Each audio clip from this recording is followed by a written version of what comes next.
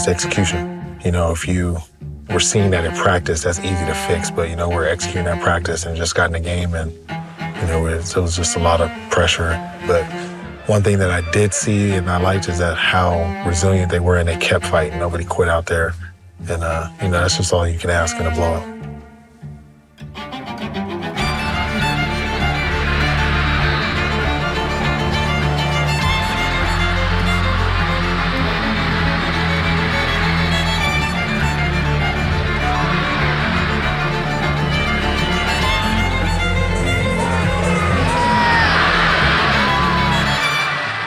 You're going to get another opportunity to come out and play this game and bottle this feeling up. It was just tough because, I'm a sore loser. I don't take losses really well. But one thing that I emphasized to my team going into LSU, that it was all about us, and there's no pressure. Just come out there and just do your job.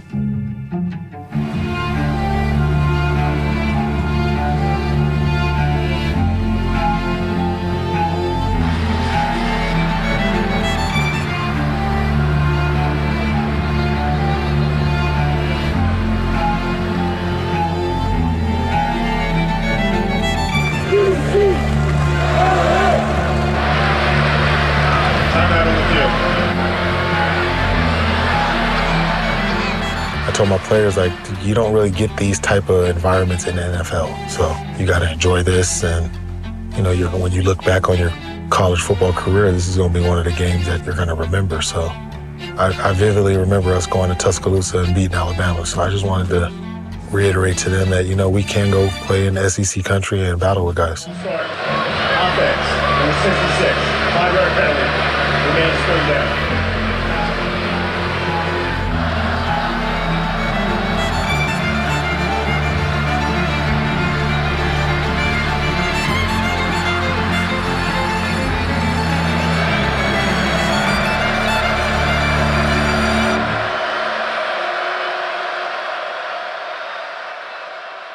Just like I've told them before, if you want to be a big-time football player, you want to play in big-time games. And the loss to LSU just showed my team that we're close. We're trending in the right direction.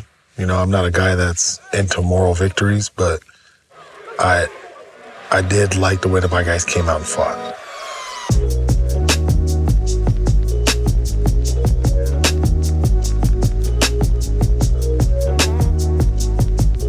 Here at UCLA, we're in a quarter system, so that's 3 10-week quarters. We usually start school late September, and then we get out late June. We usually play 4 games before the season starts. Right now, we're almost like the pros. It's all ball right now.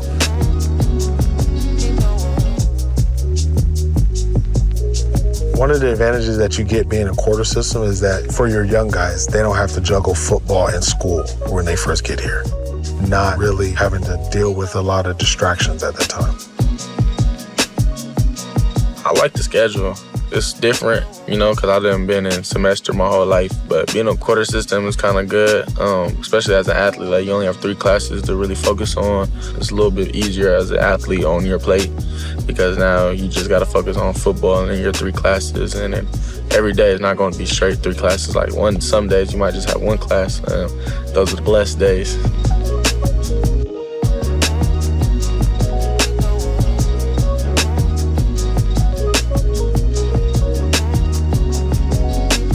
My major is sociology. The reason why I chose it is because after I took some classes and they were on the aspect of communities and stuff like that, that brought my attention because we were talking about the redlined areas and, being on the poor end of the stick. And this is familiar with how I grew up. I grew up in the trenches. I grew up in those redlined areas. And so being when I was at Notre Dame and we would talk about those situations, I was kind of the only one to be able to talk.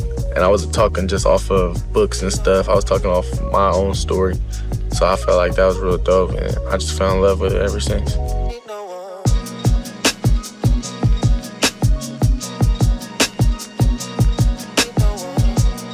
Finding balance as a student athlete can be tough. How are you able to be an athlete and still be able to be a kid or be a young adult? You just have to prioritize things that you want in life. I have a lot of pressure on my shoulders day in, day out, but no pressure make diamonds.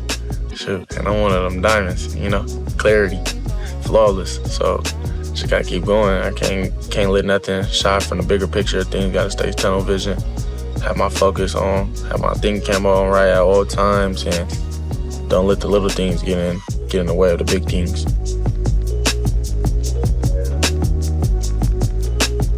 What I do on my off time, chill and watch movies. I love movies.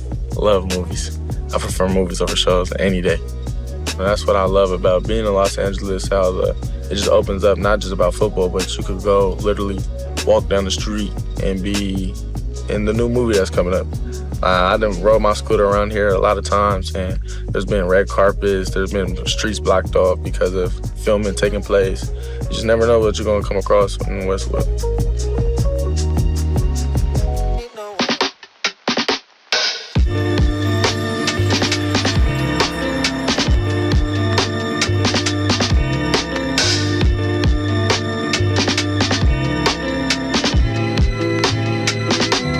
I got 3 brothers, 1 sister.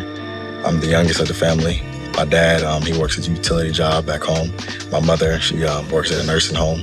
And then it's obviously a small town, Cleveland, Tennessee. A lot of people will be like, I'd be like, from Cleveland, they be like, Cleveland, Ohio? I'm like, nah, I'm from Cleveland, Tennessee. And they be like, never heard of that. So it's for sure, like, always good to go back home and get grounded, especially coming out here to LA, where it's like a wide scope of things going on. So when I go back home, it's like, this humbles me down, sits me back down. Just remember like where I came from. So it's pretty cool. Coming out here, I feel like I learned a lot about the history of UCLA, and then just being in LA in general, just the culture difference and everything. It was just kind of was a culture shock, but it was like in a good way. I feel like I found myself a little in a way out here in Los Angeles.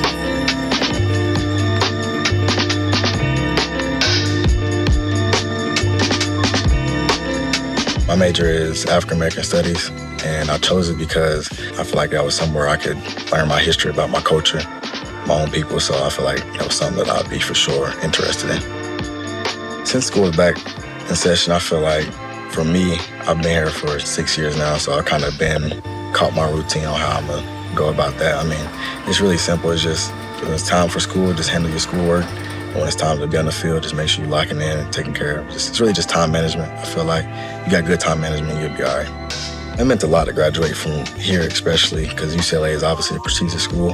And then just the background of my family, like I'm like the second person in my family that has graduated. So it's like a really big accomplishment for just my people back home and obviously just for myself. So yeah, for sure made my parents real proud and made myself proud as well. It's funny because I about left UCLA. So I was actually transferring this past January. I was going to go to UConn, but Foss ended up getting the head coaching job. Me and him had a great relationship. So I for sure wanted to come back and play for him. He was texting me the whole time and while I was in the portal saying to come back and all that type of stuff. So it was always a no-brainer as soon as he got the coaching job. I had a 2 or 3 week window to transfer out to find out if I wanted to stay or not when Foss got hired.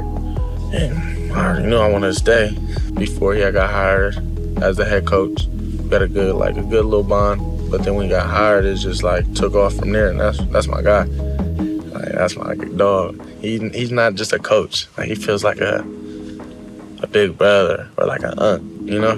He's hella cool.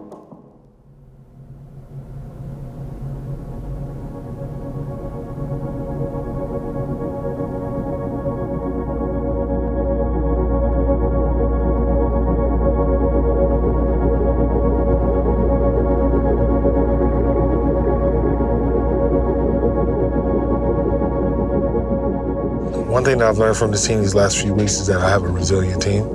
You know, this is football, so everything's not going to go your way. This stretch that we're on right now is pretty tough. You know, nobody's quitting. There's no bickering between each other. They're a real team. So I just think they're doing a good job at staying together. You know, they know what it takes, and if you're a real competitor, you want to play in these type of games.